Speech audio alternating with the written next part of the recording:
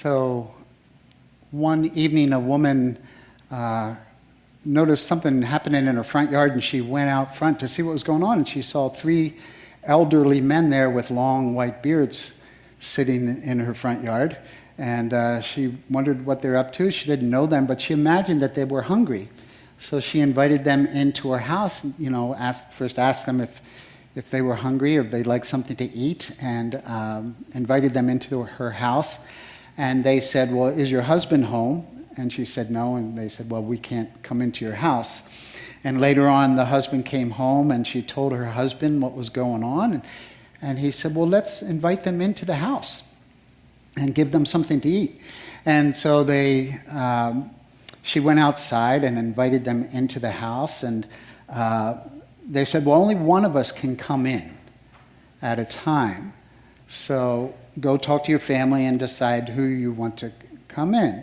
And he said, I'm love, and this is wealth, and this is success over here. And so she went back into the house and was talking to her husband. He said, great, let's invite wealth into the house. We could really use some wealth in our home. And she disagreed and said, oh, I think it'd be nice to have some success in the house these days. And the daughter overheard them talking and came out to her parents and said, you know what, Mom and Dad, it'd be really nice if we had more love in our house. To which the parents agreed. So the mother went out and invited Love to come into the house. So Love got up and started walking into the house, and wealth and success got up and came with him. And she said, what's going on? I thought only one of you could come in. And they said, well, you invited love into the house, and wherever love goes, wealth and success follow. Wherever love goes, peace and calm follow. Wherever love goes, joy and happiness follow. So this is the essence of this lesson today of sacred abundance, of being the love of God in expression, and from that place, catching the good that is in the universe and bringing that into our lives. It's about connecting our vibration with the good that's there, right? That's what we teach in Unity. We don't receive the good just because we receive the good, but it's our vibration, it's our energy, it's what we believe, it's what we think, what we say, how we act that attracts the good into our lives.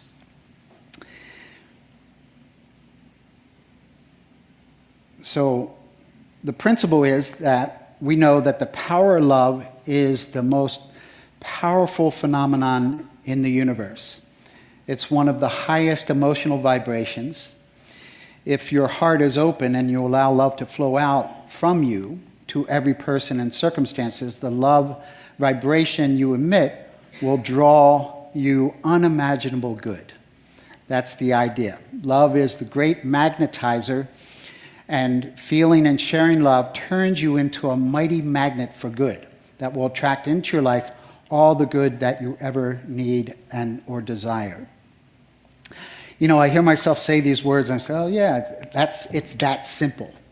All I have to do is be love and I'll have everything I need and I'll be happy and content all the time, right?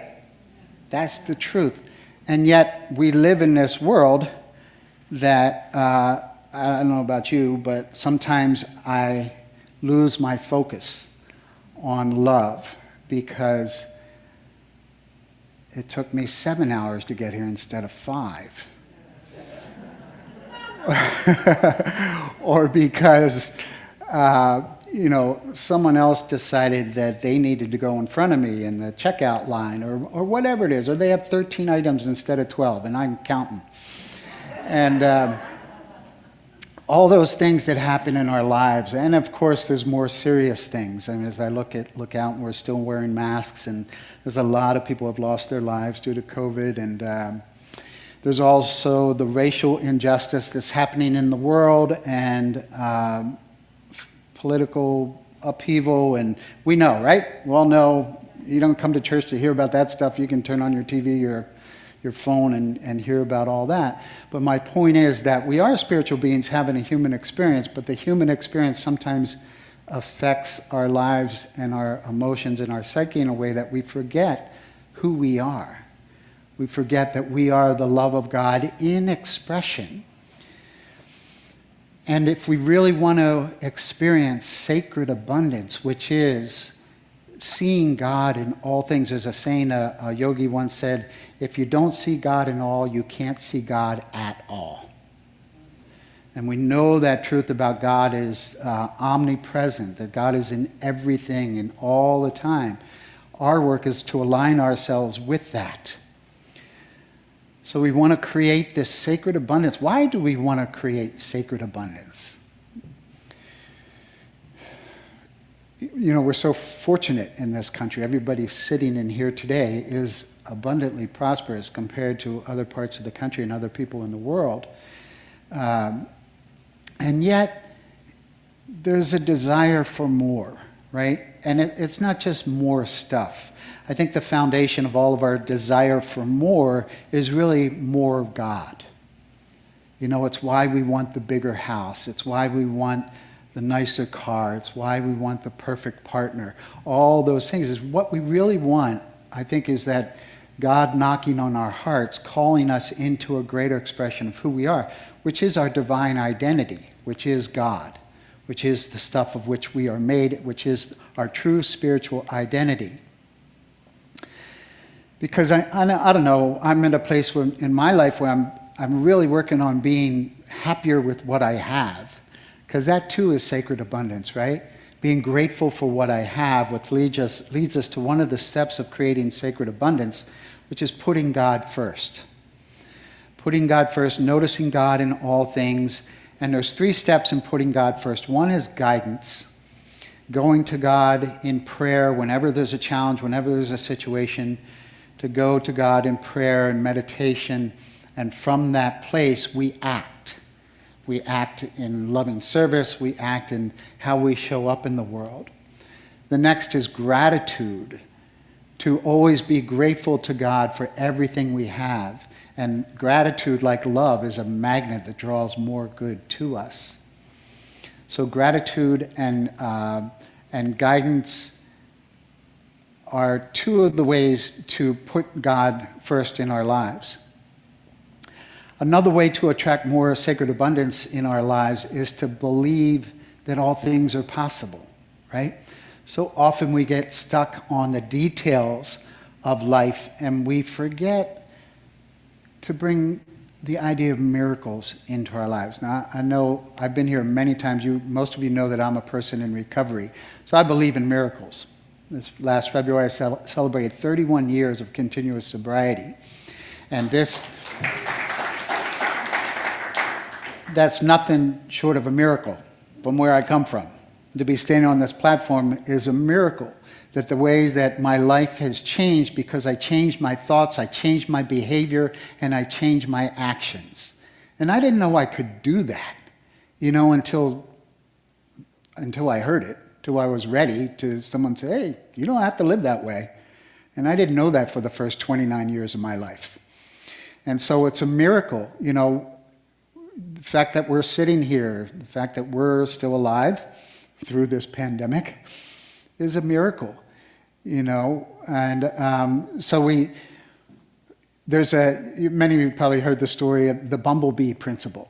You know, the aerodynamics, the scientists, whoever decided that, you know, they look at a bumblebee and a bumblebee isn't supposed to fly, right? Its wings are too small, its body's too big, and it's not supposed to fly. But the bumblebee doesn't believe that. Good thing, right? So it can fly, and what they've figured out, it's how it flaps its wings that makes the difference. Not that they're the size of them, but the how. So the how for you and I is, how do we make those miracles happen?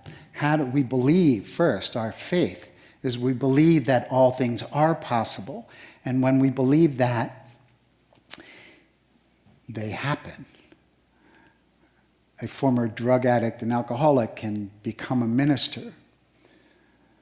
a woman who was not supposed to have children has a baby. A man who never thought he could get a good job becomes the CEO of the company. All these things happen because of our faith and our belief. And we remember that with God, all things are possible. Another step in creating sacred abundance is what we have to let go of that's blocking us from our good. So many people, as it's Memorial Day weekend, I think about the trauma that vets carry with them. Now more than ever, the vets returning from the wars in Afghanistan and there's more suicide than ever before because of the trauma that vets are carrying. So I just want to hold all of those vets in our prayers this morning. And each of us has trauma from some area of our lives. Even birth is traumatic. There's a whole study now, perinatal psychology, right, about birth trauma and what happens to us in those first imprints that we're not even conscious of in our lives. But if you were stuck in the birth canal for 25 hours, you might notice that you get stuck a lot in life. And that's because of that initial imprint that we create patterns after, and these patterns keep showing up in our lives until you're like 30 years old, and then say, what's this all about? And then you start going to therapy or you find Unity or 12-step meeting or whatever, and you start to look at this stuff. So we have to forgive that. We have to look at it, first of all. You can't just pour pink paint over it and affirm it away. That's a step, but that's not the first step. You have to acknowledge it. Sometimes let out the anger, whatever it takes to let it go. And then we begin to affirm and create a new life and a new way we want to show up.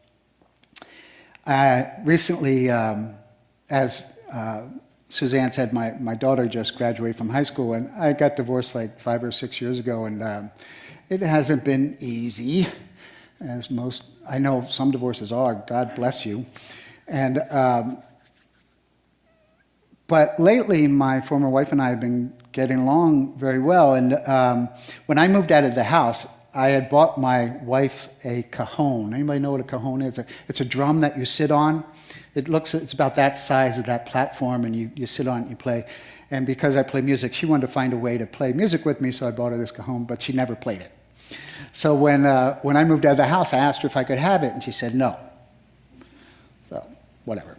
So later on, just a couple weeks ago, she texted me and asked me if I wanted the cajon. I was like, yes, I still want the cajon. And so my daughter's graduation was last week, and I went, and she gave me the cajon. And not only that, she had an exercise bike that she had upgraded and gave me the old exercise bike. And I asked her, so I said, what changed? Why did you want to give that to me now? And she said, I'm doing some forgiveness work. I thought, oh. And she didn't have to say that. She could have just said, because I don't want it. But just what happens when we start to forgive ourselves and forgive others for what has happened in our past is we create that vacuum, we create that space for the good to come into our lives.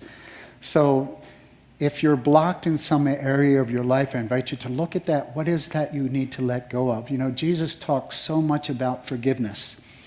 And when he was asked, I forgive 7 times, he said, no, you got to forgive 70 times 7. And I don't know if anybody's ever done that, forgiven somebody or something 104 or 490 times.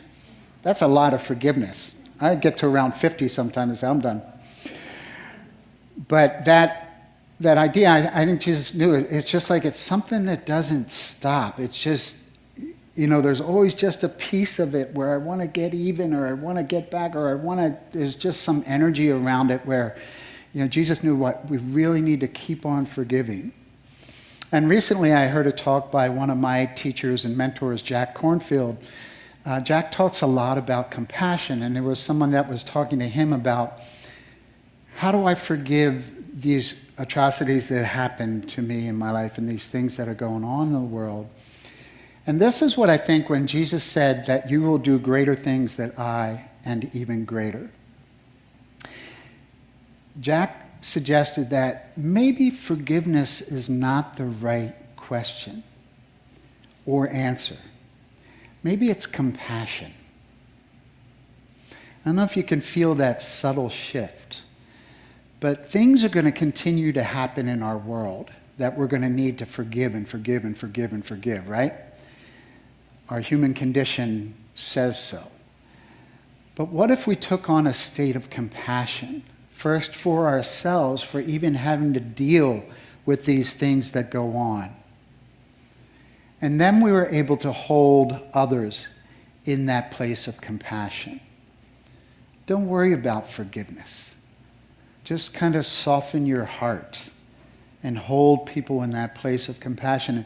And what would that energy do? Because when we're in forgiveness, it's like this formula and there's this thing that I got to work on, rather than a whole attitude that kind of softens and changes the whole situation. So just invite you to think about that.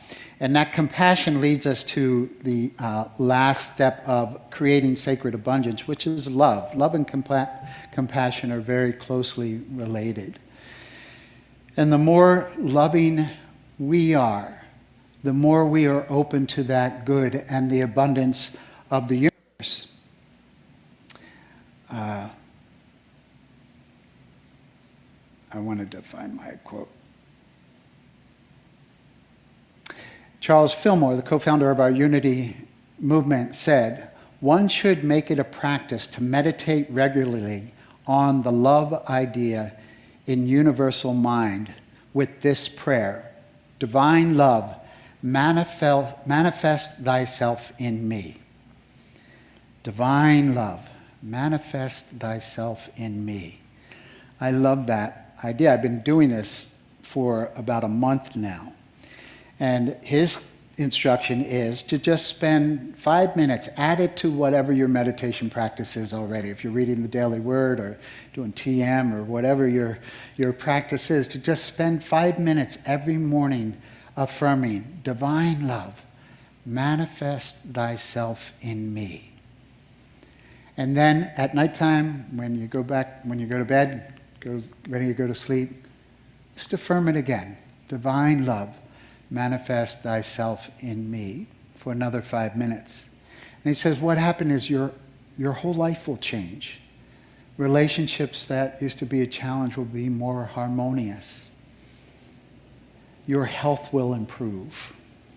All these things will happen as we invite more love into our lives.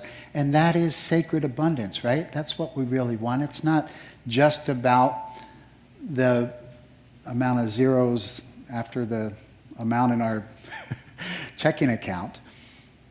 That is sacred abundance too, when we see God as our source. But it's really about the love that we experience in our lives, which is the greatest expression of sacred abundance. So I want to close with a prayer by Emmett Fox. Many of you have heard this over the years, and if you have, maybe you'll hear it in a new way today. So take a deep breath and hear these words with new ears. There is no difficulty that enough love will not conquer, no disease that enough love will not heal, no door that enough love will not open, no gulf that enough love will not bridge, no wall that enough love will not throw down, no sin that enough love will not redeem. It makes no difference how deeply seated may be the trouble, how hopeless the outlook, how muddled the tangle, how great the mistake. A sufficient realization of love would dissolve it all. If only you could love enough, you would be the happiest and most powerful being in the world. And I would add that you will be abundantly blessed in all good things. And so it is. God bless you. Namaste. Amen.